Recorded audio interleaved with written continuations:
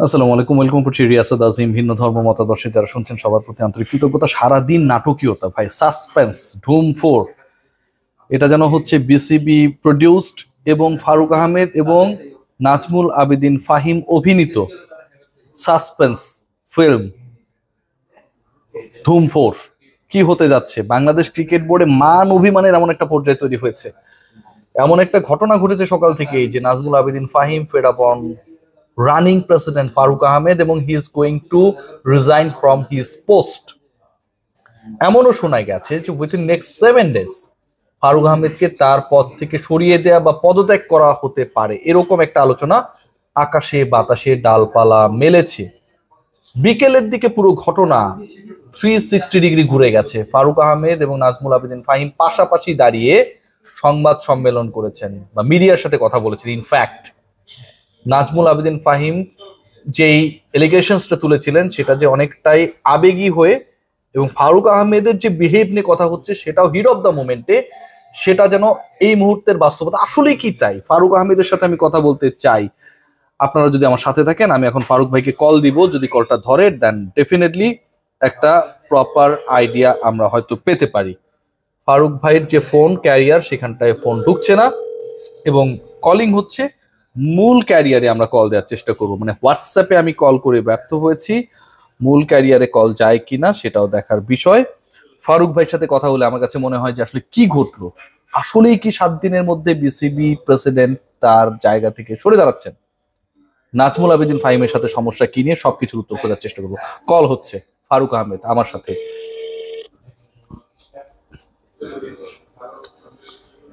Waiting for his response.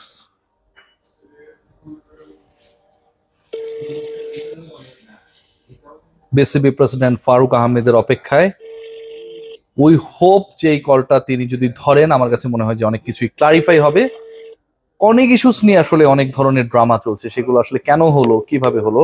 Faruk ভাই ধরলেন না, আমি নাজমুল আবেদিন ফাহিমকে ধরার চেষ্টা করব। বক্তব্যগুলো ক্লিয়ার হওয়া খুব বেশি ইম্পর্টেন্ট। নাজমুল আবেদিন ফাহিমকে আমি কল লাগিয়েছি, দেখা যাক কি হয়।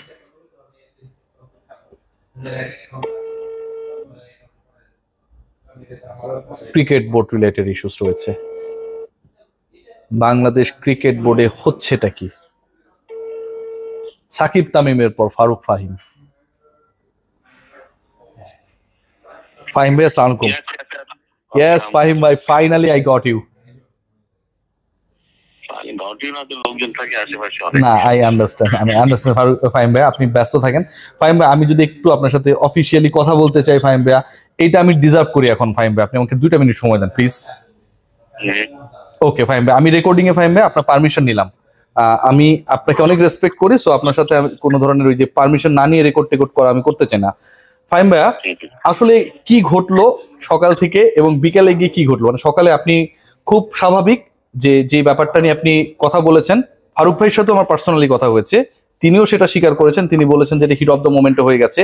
আপনার রাগ করাটাও খুব স্বাভাবিক, বাট বিকেলে গিয়ে আমার মনে হয় যে Bangladesh cricket board and the board of directors, they are like a family. You guys act like a family members. একটু কি আপনি বলবেন যে এখন কি আসলে একই অবস্থানে আছেন আপনি? না, প্রেসিডেন্ট মতো করে ব্যাপারটাকে বোঝার চেষ্টা করেছে, বাট ব্যাপারটা তো আছেই যে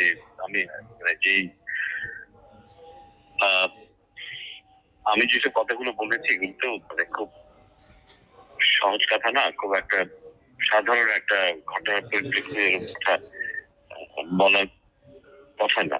সো আমি যখন কথাগুলো বলেছি তখন সেটা যথেষ্ট ব্যাকগ্রাউন্ড ছিল, কারণ ছিল বলেই, যুক্তিসঙ্গত কারণ ছিল, কারণ বলতাম না। সো প্রেসিডেন্ট মতো করে হয়তো বলেছে যে হ্যাঁ, আমি জানি না সে কি বলেছে এক্স্যাক্টলি, যদি আমি কাজে ছিলাম,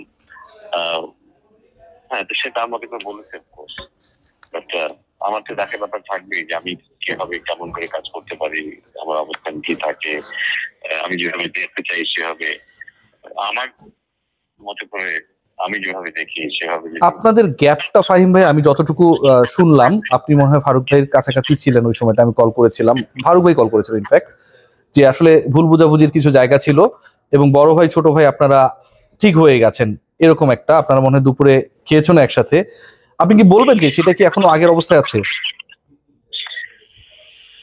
না, খাওয়ার ব্যবস্থা যেহেতু একসাথে ছিল সেহেতু আমরা খেয়েছি। অফকোর্স আমাদের মধ্যে কথাবার্তা হয়েছে। আমার ব্যাপার যেটা আমরা সামনেও কাজ করবো, তখন দেখার সুযোগ থাকবে আসলে সত্যিকার অর্থে কতটুকু পরিবর্তন হলো বা কি হলো। যেভাবে মানে এত বড় একটা জিনিস সামনে নিয়ে আসাতে সহজ ব্যাপার না।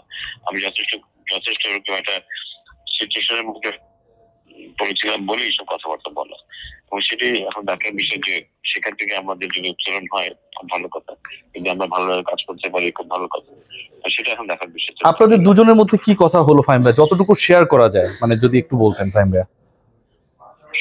না, এটা বোধহয় না জানার ব্যাপার না যে প্রেসিডেন্ট একটা কমেন্ট করেছিল, আমাকে নিয়ে একটা কমেন্ট করেছিল, যেটা আমার কাছে খুব অসম্মানজনক। তো সেটা একটা ব্যাপার তো আছে, পাশাপাশি কাজের ব্যাপারগুলো আছে, কিন্তু আমার সেই কমেন্টটা আমার জন্য খুব খুব খুব হার্টিং ছিল আর কি। খুবই স্বাভাবিক। উনি কি সরি বলেছে ফাহিম ভাই আপনার কাছে, মানে আজকে? হয়তো সরি বলেছে, কথাবার্তা ধারণা বলছিল, সরি বলেছে কি আমি মনে করি কথাবার্তা ধারণা সেরকম ছিল, মানে দুঃখ প্রকাশ করার ধরন করেই কথা বলেছে, তাই তো?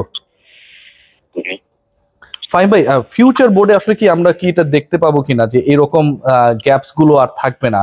সবাই কাজ করতে চায়, আপনার ইন্টেনশনও কাজ করার, আমরা যতটুকু বুঝি। অ্যান্ড ফারুক ভাই যে রিয়েলাইজেশনটা যে আসলে যে ঘটনাটা ঘটেছে এটাকে মিটিগেট করা যায় কিনা, এটা কি আপনি পজিটিভ দেখেন কিনা? করতে পারলে তো খুবই ভালো।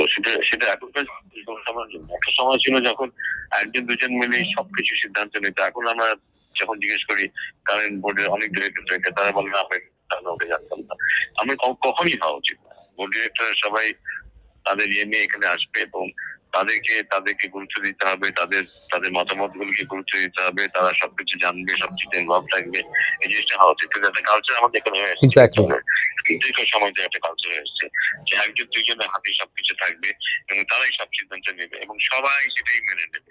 এটা কোনো মতেই মেনে নেওয়ার মতো একটা বিষয় না। অবশ্যই না, গণতান্ত্রিক প্রসিডিউরটা চান আপনি। ফাহিম ভাইয়া, আমি শেষের দিকে আপনি অনেক মূল্যবান সময় দিচ্ছেন, যে আপনি কি পদত্যাগের সিদ্ধান্তে অটল আছেন কিনা, মানে যে ক্ষোভ থেকে, রাগ থেকে, বঞ্চনা থেকে আপনি এই কথাটা বলেছেন, সহজ কথা না, সেই জায়গায় কি আপনি এখনো আছেন, নাকি হচ্ছে আপনি আরো কিছুদিন দেখতে চান? না, আমি সেই অর্থে তো পদত্যাগ করার কথা বলিনি। আমি বলছি পদত্যাগ করার পথটা খোলা আছে, যদি আমার পছন্দ না হয়, আমার কোনোখানে মনে হয় যে না ঠিক মতো, কারণ আমরা এখানে আমি অনেক সময় আমার মনে হয় যে আমি বাইরে থাকলে ভালো কাজ করতে পারি, কথাবার্তা বলতে পারি, অনেক কিছু করতে পারি। সেই ক্ষেত্রে সেটাই হয়তো আমার জন্য বেশি। নাজমুল আবেদিন ফাহিমকে আমরা বোর্ডে দেখছি, আমরা আশা করতে পারি তো? আমি তো এখন বোর্ডে কাজ করছি, কোনো সন্দেহ নেই। আমার মাঝে থাকবেই এটা যে আমি সুন্দরভাবে বোর্ড পরিচালিত হয়, যেখানে সবাই যে যা যা কাজ করছে সেটা মূল্যায়ন হবে ঠিক মতো, সবাই যা যা অথরিটি নিয়ে কাজ করতে পারবে। হ্যাঁ, একজন দুইজন তিনজনের হাত ধরে সবকিছু হবে না, এইসব জিনিস হওয়াটা খুব জরুরি। কিন্তু অবশ্যই নাজমুল আবেদিন ফাহিম, শুভকামনা ফাহিম ভাই, আপনি খুবই রেসপেক্টেড, অসম্ভব প্রিয় মানুষ আমার, আপনি নিজেও জানেন। ফারুক ভাই আমাদের অনেক রেসপেক্টেড। আমরা যেন আমাদের ক্রিকেট বোর্ড পরিচালকদের মধ্যে সাকিব তামিম না দেখি, আপনাদের প্রিয় দুজন স্টুডেন্ট বলতে পারি। আমরা দেখতে চাই যে মিলেমিশে আমাদের ক্রিকেট বোর্ডটা এগিয়ে যাবে। ফাহিম ভাই, respect and thank you so much for mitigating the issues. এটা যেন ভবিষ্যতেও ভালো থাকে ফাহিম ভাই, ভালো থাকবেন অনেক বেশি ফাহিম ভাই, টেক কেয়ার। নাজমুল আবেদিন ফাহিমের সাথে কথা বলছিলাম, তিনি আমার ফোনটা ধরেছেন, আজকে সারাদিন থেকেই ট্রাই করছিলাম। নাজমুল আবেদিন ফাহিম পদত্যাগ করার কোনো সিদ্ধান্ত নেন নাই, এটা তিনি ক্লিয়ার করেছেন। তিনি বলেছেন the way is open, the door is open, এরকম যদি কোনো একটা সিদ্ধান্ত তিনি নিতে চান সেক্ষেত্রে, কিন্তু পদত্যাগ তিনি করবেন এরকম কোনো সিদ্ধান্ত পূর্বেও নেননি, এখনো নেননি। ফারুক আহমেদ তাকে সরির মতো করেই বলেছেন, বড় ভাই ছোট ভাই তাদের মধ্যে যে ভুল বোঝাবুঝি ছিল সেটা মীমাংসিত হয়ে গেছে এবং আগামী 7 দিনের মধ্যে ফারুক আহমেদ জাতীয় বাংলাদেশ ক্রিকেট বোর্ডের দায়িত্ব ছাড়ছেন বা পদত্যাগ করবেন, এরকম একটা রিউমার্স যে সব জায়গায় ছিল, আমার কাছে মনে হয় যে সেটাতে এখন মাটি চাপা দেওয়া হয়ে গেছে। Nazmul Abedin Fahim respected, Faruk Ahmed respected. আমরা চাই সবাই মিলে মুষ্টিবদ্ধ হয়ে বাংলাদেশ ক্রিকেটকে এগিয়ে নিয়ে যাক। টেক গ্রেট কেয়ার, সবাই ভালো থাকবেন।